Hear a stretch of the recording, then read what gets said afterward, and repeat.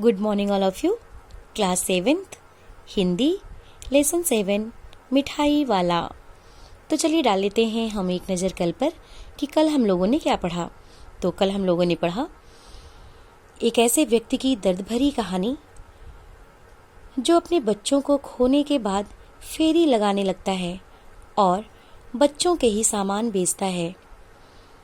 बच्चे जब उसके पास आते हैं तो वह उन बच्चों में अपने बच्चों को देखता है।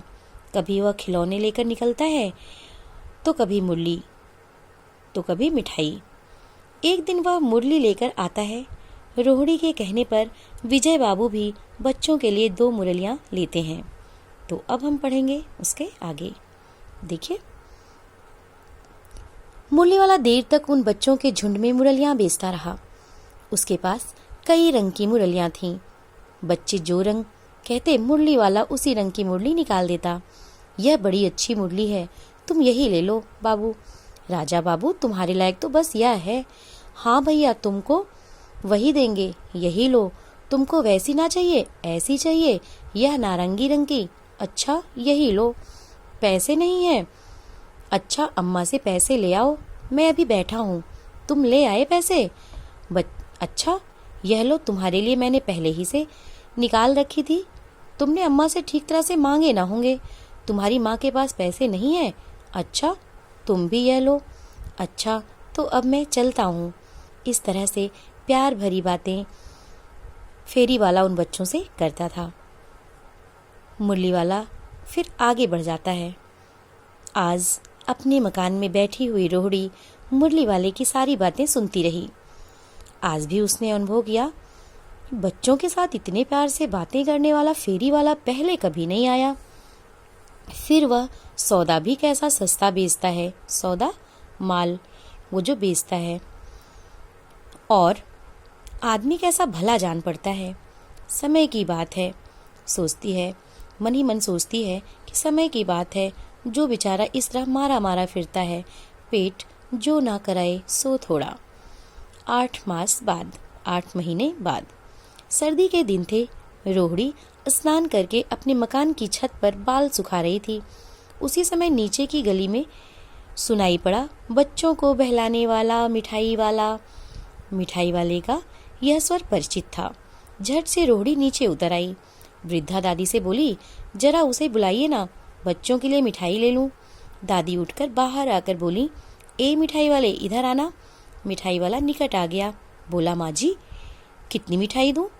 नई तरह की मिठाइयाँ हैं, रंग बिरंगी, कुछ कुछ खट्टी, कुछ कुछ मीठी और जायकेदार। जायकेदार मतलब स्वादिष्ट।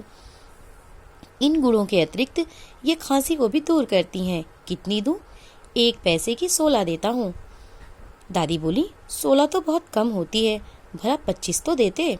मिठाई वाला, नहीं दादी, अधिक नहीं दे सकता, इतनी भी कैसे देता हूँ। यह अब मैं आपको क्या, इतना कह के चुप हो जाता है। खैर, मैं अधिक तो ना दे सकूंगा। रोहड़ी दादी के पास ही बैठी थी। बोली, दादी, फिर भी काफी सस्ती दे रहा है, 4 पैसे की ले लो, ये पैसे रहे। मिठाई वाला मिठाइयाँ गिनने लगा। रोहड़ी ने पूछा, भैया, तुम पहले भी यहाँ आते रहे हो ना? हाँ, कई बार आ चुका हूँ, उसने कहा।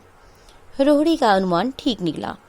अब तो वह उससे और भी कुछ बातें पूछने के लिए अधीर हो उठी।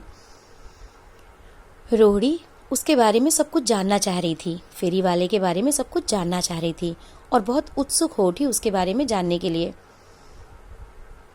वह बोला, मिलता तो क्या है, यही खाने भर को मिल जाता है। कभी नहीं भी मिलता है, पर हाँ, संतोष, धीरज और कभी कभी असीम सुख जरूर मिलता है, और यही मैं चाहता भी हूँ। सो कैसे, वह भी बताओ। रोहड़ी और थोड़ी सी उत्सुक हो जाती है, पूछती है फेरी वाले से कि वो कैसे, वह भी बताओ। अब व्यर्थ में उन बातों की चर्चा क्यों करूं, उन्हें आप जाने ही दें। इन बातों को सुनकर आपको दुख होगा। फेरी वाला कहता है कि जाने ही दीजिए, उन बातों को सुनकर आपको दुख होगा। जब इतना बताया है तब और भी बता दो, मैं बहुत उत्सुक हूँ। तुम्हारा हर्जा ना होगा। हर्जा मीन्स होता है नुकसान। तुम्हारा कोई नुकसान ना होगा। मैं और भी मिठाइयाँ ले लूँगी। गंभीरता के साथ मिठाई वाले ने कहा, मैं भी अपने नगर का प्रतिष्ठित आदमी था। प्रतिष्ठित मीन्स होता है सम्मानित। फेरी वाला बताता है कि मैं भी अपने नगर का सम्मानित आदमी था, प्रतिष्ठित आदमी था। मकान था मेरे पास, व्यवसाय, गाड़ी, घोड़े, नौकर, चाकर सभी कुछ था। स्त्री थी, मतलब उनकी पत्नी थी। छोटे छोटे 2 बच्चे भी थे। मेरा वह सोने का संसार था। बता रहा है फेरी वाला कि मैं अपने नगर का सम्मानित आदमी था। मेरे पास मकान था, व्यापार था, गाड़ी, घोड़े, नौकर, चाकर सब कुछ था। पत्नी थी, 2 छोटे छोटे बच्चे भी थे। मेरा वह सोने का संसार था। सुख संपत्ति थी। बच्चे ऐसे सुंदर थे जैसे सोने के सजीव खिलौने। उनकी अटखेलियों के मारे घर में कोलाहल मचा रहता था। विधाता की लीला, बताते हैं कि ईश्वर की लीला, अब कोई नहीं है, प्राण निकाले नहीं निकले। इसीलिए अपने उन बच्चों की खोज में निकला हूँ। वे सब होंगे तो यहीं कहीं, आखिर कहीं ना कहीं तो जन्मे ही होंगे। इस तरह के जीवन में कभी कभी अपने उन बच्चों की एक झलक सी मिल जाती है। ये फेरी वाला बताता है कि इस तरह का जो मैं जीवन व्यतीत करता हूँ, फेरी लगाता हूँ, तो अपने बच्चों की छवि ही देखता हूँ इन बच्चों में। अपने बच्चों को देखने के लिए निकलता हूँ इन बच्चों में। ऐसा जान पड़ता है वैसे मैं जैसे वे इन्हीं में उछल उछल कर हंस खेल रहे हैं। फेरी वाला बताता है कि मैं अपने खोए हुए उन बच्चों को इन्हीं बच्चों में देखता हूँ और ऐसा जान पड़ता है कि जैसे वे इन्हीं में उछल उछल कर हंस खेल रहे हैं।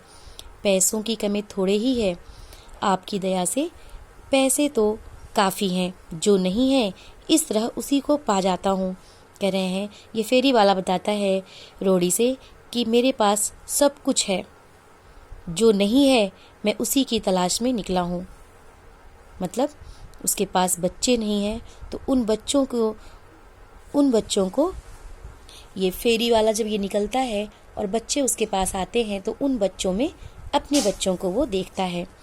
रोहड़ी ने अब मिठाई वाले की ओर देखा। उसकी आंखें आंसुओं से तर थीं। तभी चुन्नू मुन्नू आकर मिठाई मांगने लगे।